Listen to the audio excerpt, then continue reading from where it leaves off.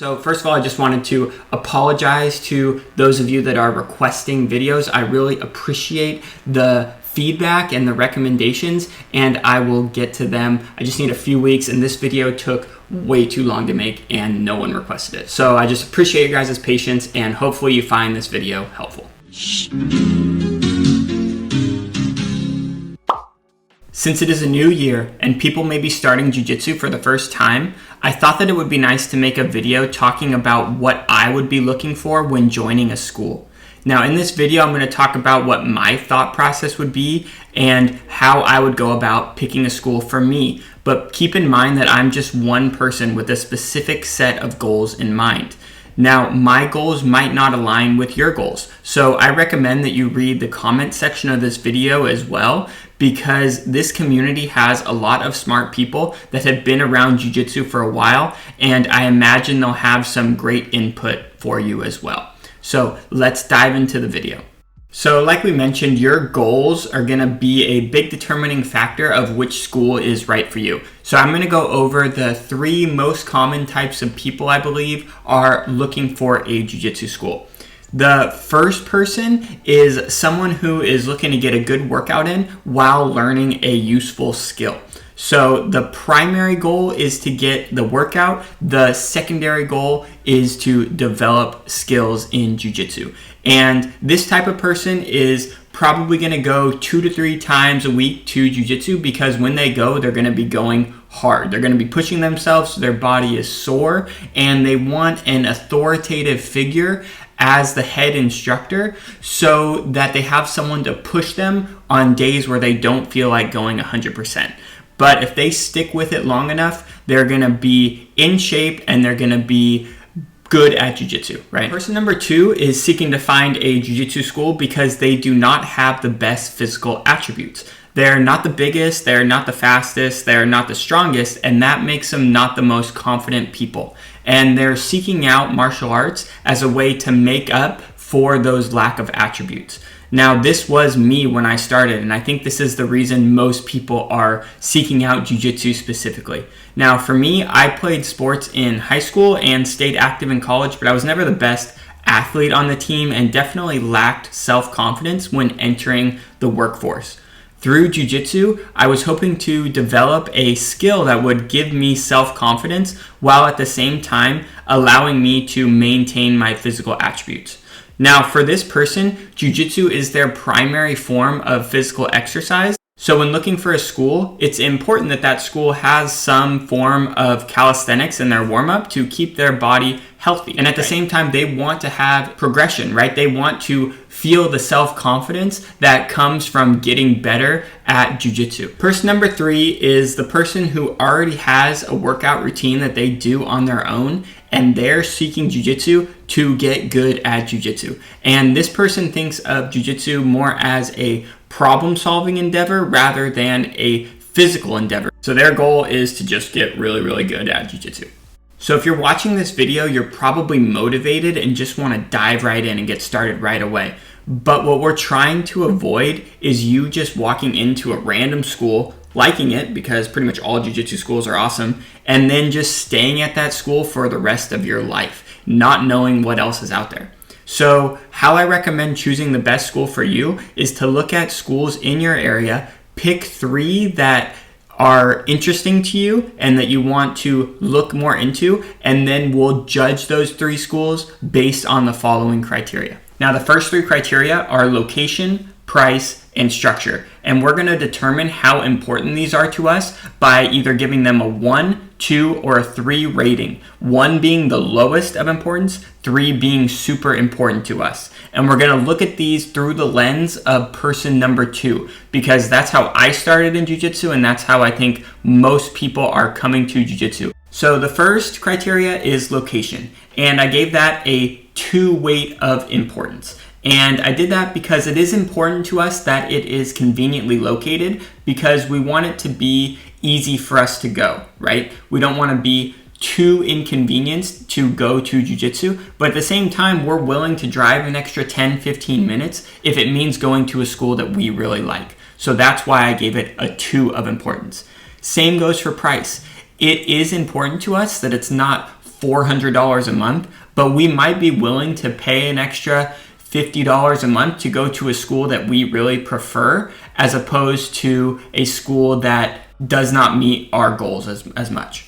Structure, I gave a 3 rating of importance. And I did this because what structure means is it's separating the advanced classes from the beginner classes, the gi classes from the no gi classes, the competitors from the non-competitors. And someone in person 2, it's extremely important to them to have classes catered specifically to what their skill level is. They don't want to be in the same class as someone who's been participating for 6 years, right?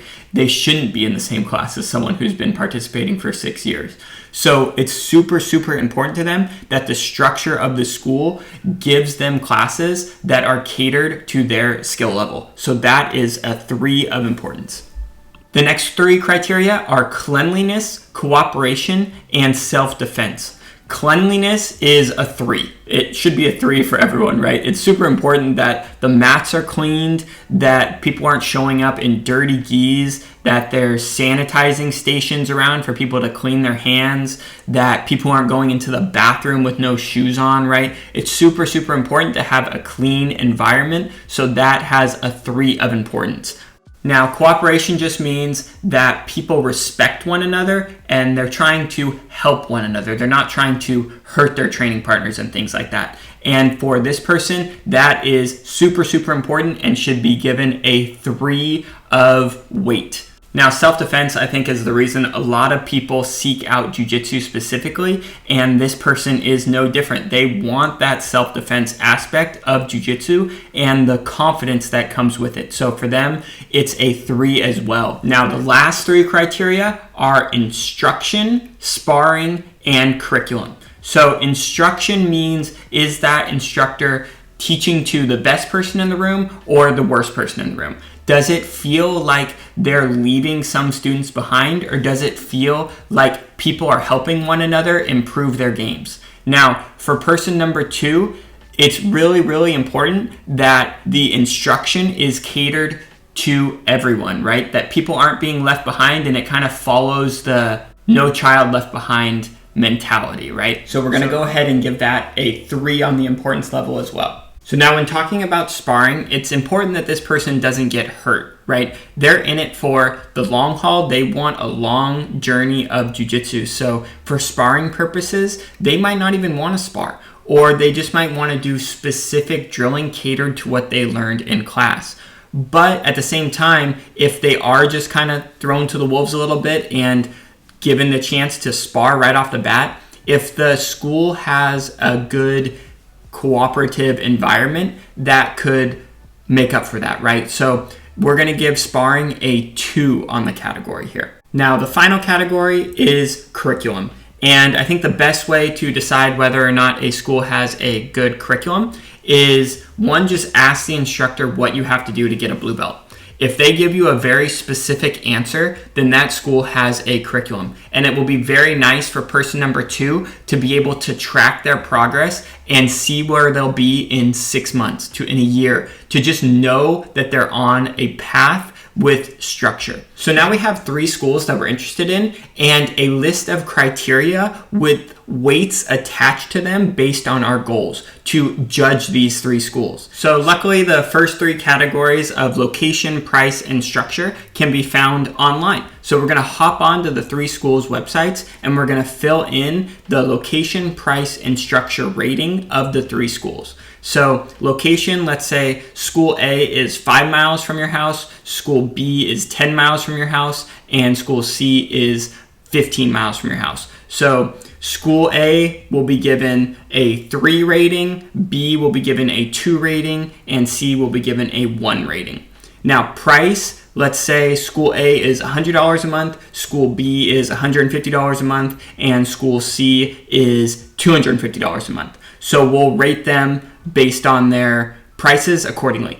Now for structure, let's say that you go onto their websites and you see their structure, right? You can see that school A has a beginner class and an advanced class, but they don't have a morning class, and you really like the idea of being able to train jiu-jitsu in the morning, so they don't have that great of a structure for you. So we're going to give that a 1 on the structure rating. Now, School B, they have a ton of classes available. They have morning classes, they have evening classes, they have afternoon classes, they have beginner classes, they have beginner no-gi classes, they have beginner gi classes, they have advanced gi, they have advanced no-gi, they have competition gi, they have competition no-gi, they have wrestling classes, they have a ton of classes available. So they're going to get a 3 in this structure. Now, School C, let's say they have morning no-gi, they have afternoon no-gi, and they have evening no-gi for beginner and advanced. So they're all no-gi, and they have beginner and advanced classes. So we're going to give them a 2 on the structure because they're kind of just in the middle. So what we're going to do is we're just going to walk into a school. We're not going to call and give them a heads up that we're coming. We're just going to walk into the school. We're not going to participate. We're just going to watch the class. And we're going to judge them based on the criteria. Now, let's say you walk into School A and it's kind of the classic kill or be killed school. They have a solid warm-up of exercises followed by a little instruction and drilling and then a lot of sparring. Now, there's a very authoritative figure as the head instructor, and he just kind of demands respect, and you feel like, man, this guy's kind of scary, right? And he's kind of like a drill sergeant, just yelling at everyone and making sure everyone's giving 100%, right? And it kind of looks like the advanced students are beaten up on the new people, and the way they're kind of justifying this is that it shows the new people what they have to look forward to, right? It shows you how good you can be. Now let's say you kind of stay to the end, you're talking with some people, you see people cleaning the mats at the end, so perfect. They get a 3 in cleanliness. But their sparring looked pretty intense. Now, it's important to distinguish intensity from cooperation. Now, cooperation does not mean going easy and just kind of letting people do techniques on you. And just because you're going intense doesn't mean you're not being cooperative. But it did look like the more experienced people were just smashing the crap out of the new people, right? So we're going to give them a 1 on the cooperation because it did not look very fun to be a new person at this school. And self-defense, we're going to give a 2 because the instructor did mention one time that if someone's trying to punch you, you should do this specific technique, right? So they did address a punching scenario, so we're going to give them a 2 in self-defense. Sparring, again, the sparring was super intense, so we're going to give them a 1 because from our lens, we do not want to go crazy sparring, right? Now for a curriculum, you asked the instructor, you said, hey, if I were to join, what would I have to do to get a blue belt here? And he said, when you're ready, I'll know you're ready. Now that's pretty vague, right? And you're not really sure what that meant, and the sparring just kind of looked a little chaotic. So you don't really know what the curriculum was. So you're going to put that as a 1.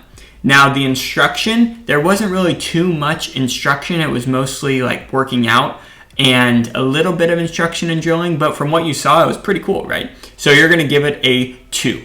So now you walk into school number 2 and you see the instructor cleaning the mat when you walk in, and you say, hey, how often do you guys clean your mats? And he says, 2-3 times a day.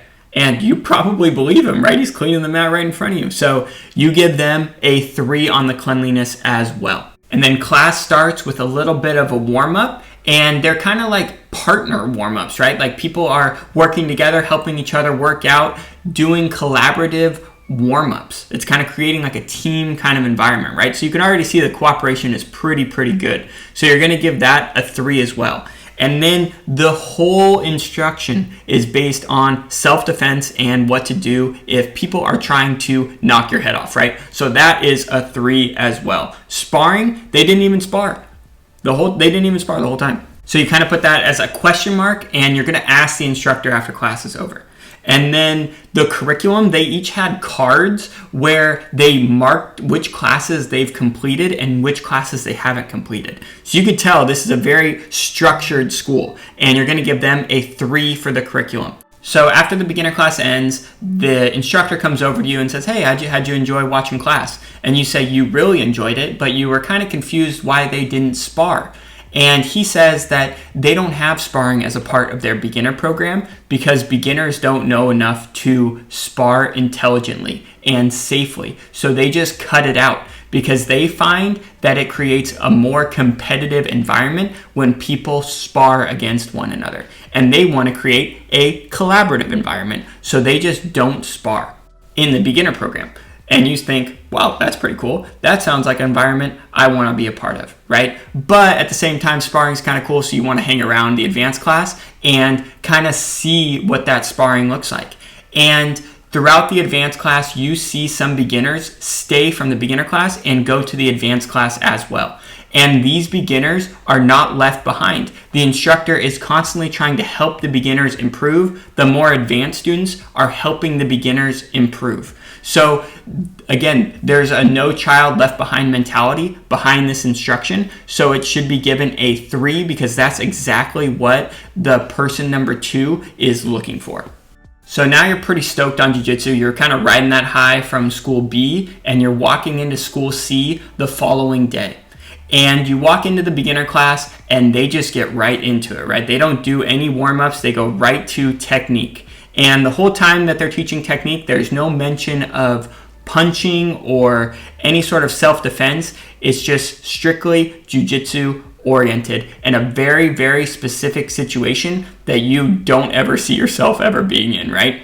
So they have very, very cool solutions to this very weird position. So now the advanced class starts and it's kind of more the same, right? They don't have a warm-up or anything. They just dive right into technique. And this time you're even more confused, right? You literally have no idea what's going on and it doesn't seem like the instructor cares. You see some beginners also stay from the beginner class to the advanced class and they are really, really struggling to perform the technique. Yet the instructor doesn't take a lot of time to help them figure it out. He seems to be more oriented around the more advanced students and helping them fine-tune their technique.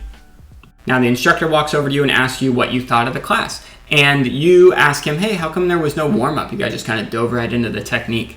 And he said, if you want to warm up, show up early, but we're here to do jiu-jitsu.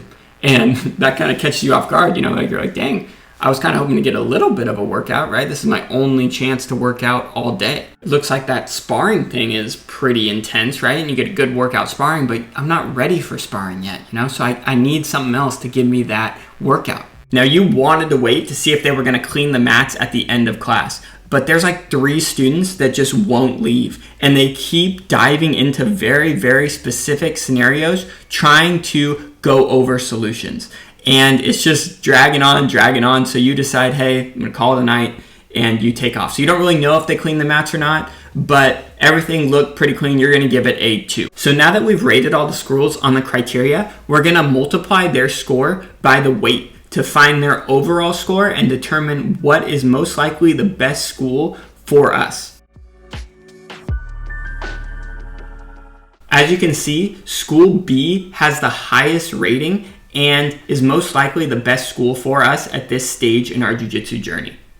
Now, school B will most likely give you the option to try out classes for a week with no charge. So what you're gonna do as the final test is go to that school for a week and see if everything is what you thought it was. If so, go ahead and sign up with confidence, knowing that you went through all these steps to make sure you are at the right school for you. Now, tradition's going to tell you it's important to be loyal to the school where you train. But honestly, I think this is dumb. And just because you decide to walk into a school on your first day of jiu-jitsu does not mean you have to sell your soul to that school.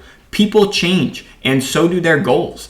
For example, I think the average person starting out, School B is going to be perfect for you. You are a part of a collaborative community helping one another grow in a very safe environment.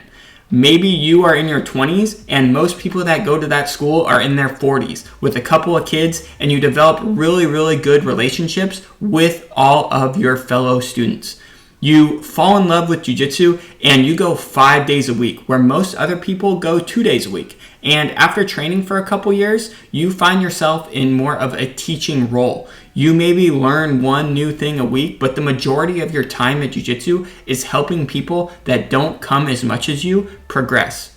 To a lot of people, this is perfect, and that's what they love to do. So they really enjoy staying at Category B schools their whole career. But to others, it might be more appealing to develop their own skills. And all I'm saying is that it's okay to reevaluate if the school you're at is currently meeting your goals. Maybe after training for a few years, you're tired of helping people with their scissor sweeps and you want to be at a school where the instruction is catered to the best person in the room.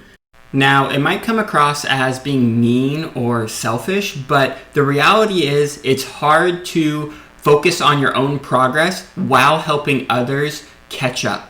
So if you have this example where there's a black belt, right, who's been training for 15 years, very, very good at jiu-jitsu, but shows up to class like 2 days a week. And you have this blue belt who's been training for 2 years, but comes to class 6 days a week, right? And you're learning John Danaher's new leg lock techniques. And the blue belt who's been there for 3 days already this week, he understands the technique and is ready for step 2. Now, the black belt, it's his first day. He shows up to train. Now, the instructor has 2 options. One, do they take that no child left behind mentality and teach so that the black belt will understand? Or do they teach to the best person in the room, to the person who shows the most commitment, to the person who is there more than anyone else? Do they teach to optimize that person's performance? And if they do, that is the school you want to be at if you're that dedicated blue belt, right? That is the school where you're going to get the most bang for your buck, the best progression for your game. So it's definitely not the school where it's the most inviting. It's not appealing to someone first starting out. It very well could be exactly what you're looking for 2 years down the road, 5 years down the road, 10 years down the road, whatever it is. So it's important to reevaluate where you're at. And you very well could find a school that could be better for your progression, but you value the relationships that you've created at your current school, and it's not worth it for you to switch. And that's okay. All I'm saying is you should be able to make that decision. You shouldn't be blindly going to class just because that's the school that you walked in on your first day. Whether you are a beginner or you've been in the game for a while, I hope you found this video helpful and it gives you some reassurance that you're on a path that you chose for yourself, not a path that you are just blindly going down because that's what tradition tells you.